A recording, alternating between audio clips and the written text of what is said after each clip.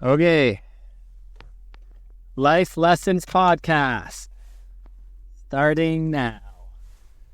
I was just having an interesting chat on Facebook with another coach, and she was asking what authenticity, what we all thought authenticity was.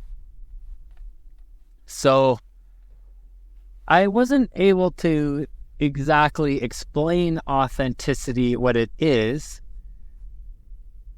but what I did was I explained the conditions that lead to authenticity.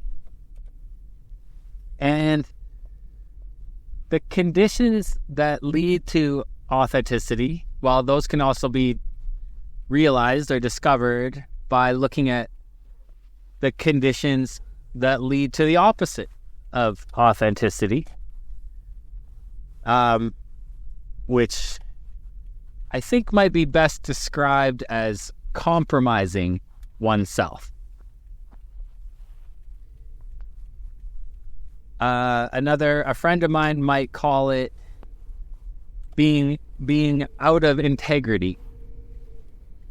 Either way, it's a lack of authenticity. So whenever we perceive some lack or some limitation or something missing, we tend to lose some of our authenticity in an effort to gain what we perceive as missing. So, for example, if we're perceiving that we don't have enough money and we want to get a job, then we will compromise our authenticity and we'll do something we don't really want to do, something we don't really like. Maybe it's working at Tim Hortons or working at Starbucks or, taking some job that we don't want. People love those jobs as well, but it'll be some kind of compromise in order to gain what you perceived was missing.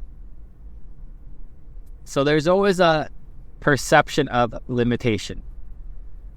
Or if you perceive that there isn't enough love, or you're not being loved, or that you don't have love, you perceive some sort of lack, then you may compromise yourself. You will lose some of your authenticity in order to try to gain that from another person, from a potential partner.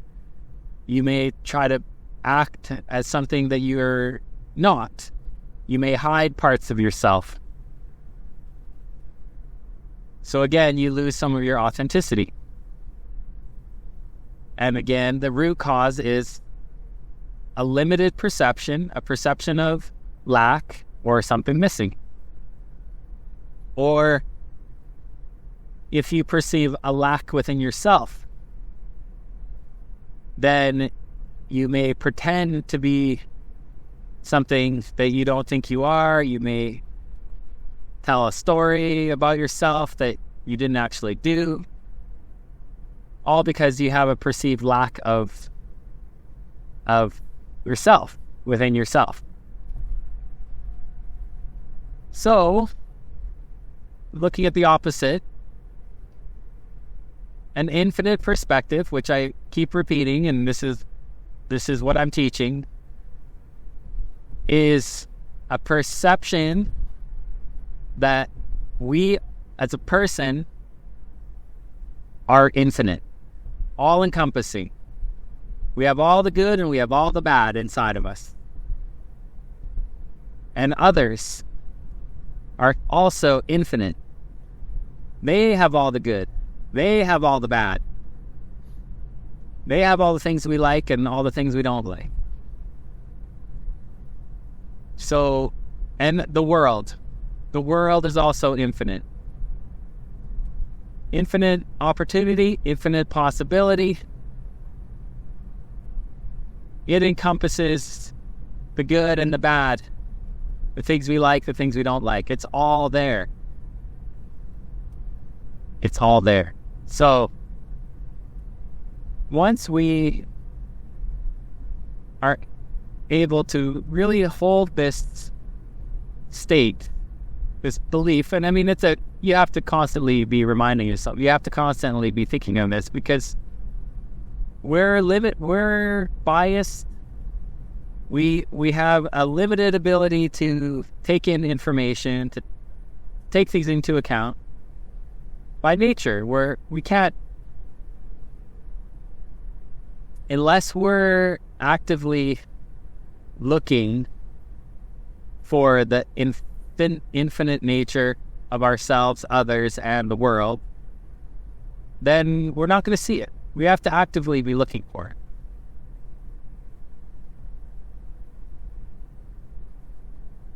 So whenever we label something, ourselves, or someone else, or the world, we just put a limitation on that thing or that person. We just put them in a box that now they're stuck in, that they're either good, and it could be good or bad, because he's a good guy. There, you just put him in a limiting box. Now he can never be bad. Or this guy's evil, and now there's no benefit, no service, no contribution that person is doing. And it doesn't have to be the benefit they're claiming to be. It can be a higher benefit. It could be a spiritual benefit. It could bring people together. It doesn't have to be in the form that this person is claiming to benefit the world in. So, again, the more we're able to realize this infinite perspective, the more authentic and free we become. The more we start to consider possibilities. If the world is limitless and you're limitless and everyone else is limitless, now what? Now what do you want to do? Now it's time to start creating. Now it's time to start leading. And doing it in your most authentic form, because now there's no more fear. Fear is a byproduct of a limited perception. Grief is a byproduct of a limited perception. Anger is a byproduct of a limited perception. So when we're angry, it's because we've judged someone. We've judged them, and we're also judging ourselves as more than, as higher than them, as better than them. We don't see the oneness with them. We don't see how we are also like them in our own way. If they've hurt people, well, guess what? You have also hurt people in a different way.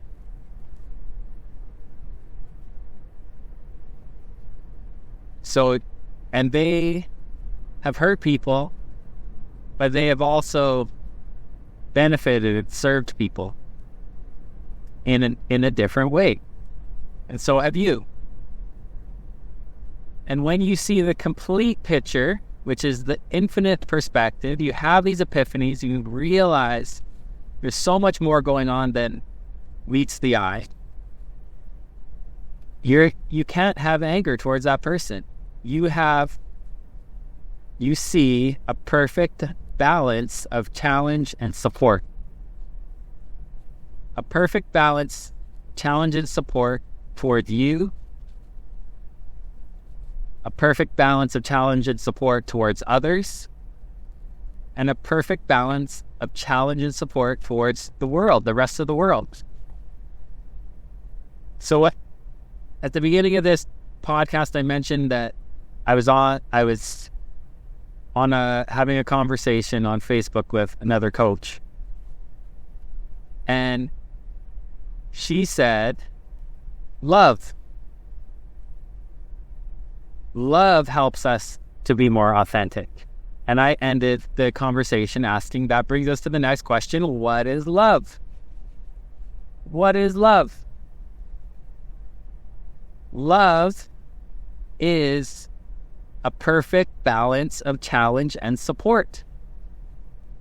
That is true unconditional love. And guess what infinity is? You can't have a lopsided infinity. Infinity is all-encompassing, all the good and all the bad, perfectly balanced. And that's the reality that we live in.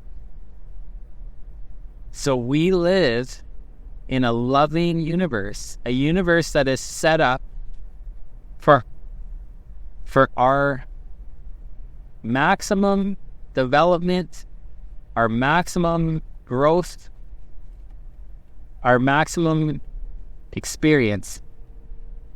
It's a perfect balance of challenge and support. It's love. Love is not giving someone all support. You give them all support, they become weak or they become arrogant. They lose their authenticity. They become proud. When you give someone pure challenge, when they perceive pure too much challenge and zero support, when they perceive challenge at 1,000 and they perceive support at 0, that is not love either. They're going to call that PTSD. But if you have a challenge at 1,000 and you also have support at 1,000, now you're at maximum growth. And the support is always going to be there. It exists. If you assume that this is an infinite environment, you ask yourself, where was the support? Who was doing the opposite? So I was being challenged. Who was doing the opposite in that moment?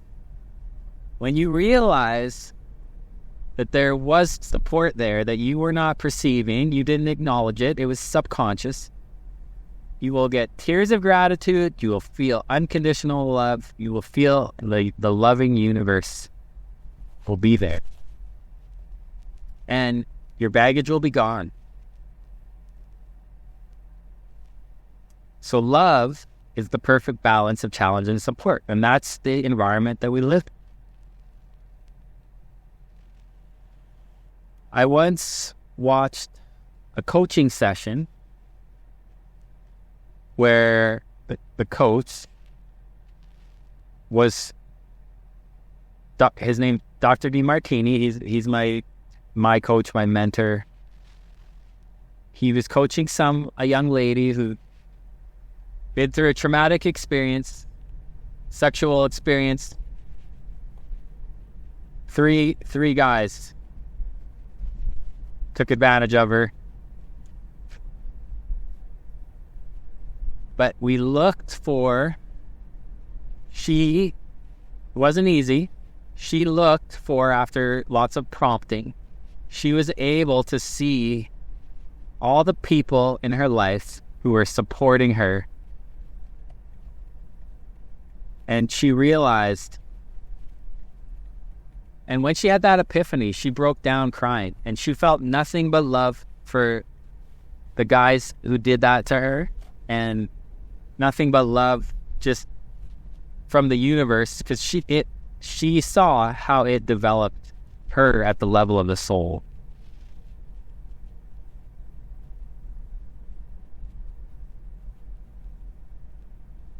And she was able to overcome her PTSD in about 30 minutes by raising her awareness of the infinite nature of our reality.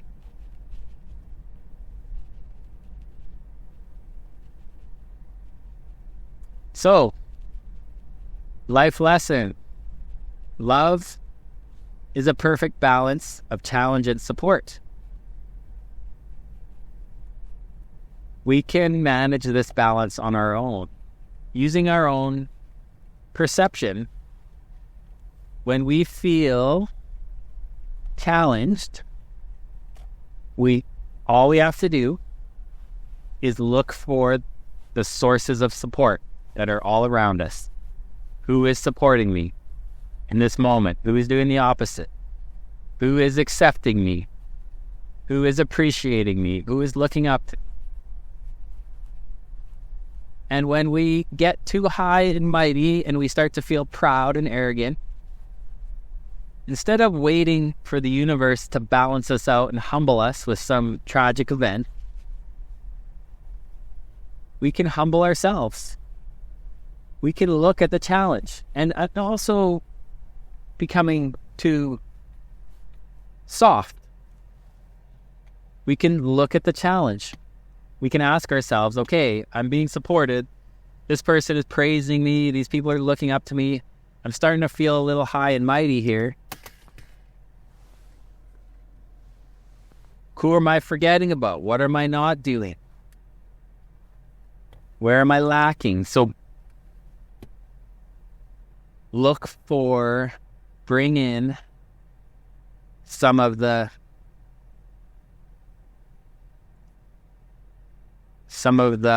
limiting areas where you are limiting yourself. Acknowledge some of those areas where you have limited yourself. And humble yourself. Bring yourself back to equilibrium, where you can be the most authentic. Bring some challenge. Perceive some challenge. Look for the challenges. Okay, that's all for now. Life Lessons Podcast. My name is Doug Spence. You can reach me at spencelifecoaching.com. And let me know if you want a coaching session. Talk to you later.